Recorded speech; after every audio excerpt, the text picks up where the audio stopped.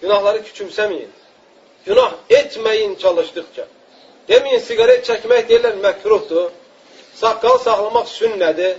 Topuqdan aşağı salmamaq şalvara deyil. İzara gəlib bu fəlsəfələr İslam fəlsəfəsi deyil. Bu sözləri İslam alimləri demiblər möhtərəm qardaşlar. Adicə misal çəkirəm bunu sadəcə. Məşhur nədir bugünkü gündə Hənəfi məzhəbində? Saqqal saxlamaq sünnədir. 4 imamın 4'ü də icma edib ki, saqqal saxlamaq vacibdir. İmam Əbu Hənifə, onun tələbəsi Muhammed ibn Zufar, Əbu Yusuf, həmçinin İmam Şafii, Əhməd ibn Həmbəl, Məlik ibn Ənəs, 4 imamın 4'ü də saqqalın vacib olduğunu deyir. Amma bugünkü onların tabiçilərinə baxın, Hənəfiyəm deyərək Hənəflərə iftira atanlara, Şafiyəm deyərək Şafilərə iftira atanlara, Həmbəliyəm deyib Həmbəllərə iftira atanlara. Bu müsibətdir, qardaşlar. Məzhəbləri insanların əksəriyyəti oxumur deyə, ona görə onların adlarına sözləri nisbət eləmək insanlara çox asan gəlir. Sən demə, sigaret çəkmək sünnət məkruhdur. Çünki indi eşidirəm bəzi bugünkü gündə televizorun qabağında danışan səfihlərdən deyir ki, əgər ailəni saxlamağa pulun varsa, onda o zaman məkruhdur. Yəni, çörək alma pulun olmayanda da haram. Ya Rabbi, bu fəlsəfə haradan gəlir? Hansı şeytan bunu uydurur? Allah Teala Quran-ı Kərimdə buyurur, Lə tubəzdir təbzira, israf etmə. Lakin sual verəcəm sizə, ayəni oxumazdan qabaq. Sigaret çəkmək, qardaşlar, iqtisaddır, yoxsa israfdır? Cavab verin. Yəni, hər kəsin cavab verməni istəyirəm, xahiş edirəm. İsrafdır. Çünki kim desə ki, israf deyil, o insan ancaq biz ona derik ki, bu insan ya bilmir israf nə deməkdir, ya da bu insanın ağlı normal deyil. Yəni, mən bu dəqiqə cibimdən pulu çıxartıb, belə gözümüzün qabağında yandırsam, dersiniz ki, mən bunun qədər ağıllı və düşüncəli insan görməmişəm. Hamınız güləcəksiniz mənə. Ona görə bir insanın sigareti yandıran insanla o pulu yandıran insan arasında fərqi yoxdur. Və ayrıca, mən sənin ağzına desəm ki, aç ağzını radiator akkumulyatordan kislada tökəcəm sənin ağzına biraz. Qoyarsan, çünki deyəcəksə məni yandırır. Sən çəkdiyin sigaret də sənin ciyarlarını elə yandırır. Dünya yüzündə ciyar rakına düçar olmuşun %98'i müayənə olunub ki, rak xəstəliyinə sigaret vasitəsilə düşüblər. Dişlərin tökülməsi, ağızda xərçəngin olması, mədə turşusunun yığılması, gözlərin zəifləməsi, hamısı bunların sigaret ucbatındandır. Hamısı bunların milyardlar xərclənir İslam aləmində sigaretə. Kim deyə bilər ki, sigaret çəkmək israf deyil? Allah Teala buyurur, Lə tubəzzir təbzira. İsraf etmə. İnnəl mübəzzirinə, bax diqqət getirin ayətə qardaşlar. İnnəl mübəzzirinə kənu ixvanə şeyatin. Həqiqətən israf edənlər şeytanların qardaşıdır. Və kənə şeytanu li rabbihi kəfura. Şeytan da Rəbbisinə qarşı nankördür.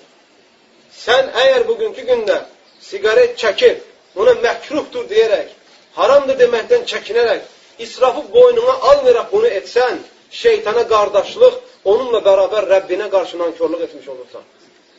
Əziyyətdir. Allah Teala buyurur ki, İnnellezine yu'zunel mu'minine vel mu'minati bi gayri mektesebu faqad ihtamalu buhtanan ve ismen mubina. O kəslər ki, iman edənlərə haqsız yerə əziyyət verirlər, iman edən qadınlara və kişilərə. Kimdir onlar?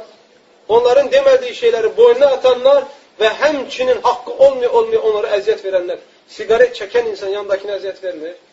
Dünyanın hansı parlamentində görmüşsünüz sigaret çəkmək? Hansı parlamentində görmüşsünüz? Hansı milli idarələrdə görmüşsünüz? Hansı prezidentin otağında görmüşsünüz? Hamı budur ki, icma ilə bu səhhətə zararlıdır. İndi avtobuslarda, klinikalarda, balinsalarda, xəstəxanalarda deyirlər, qadağandır sigaret çəkmək.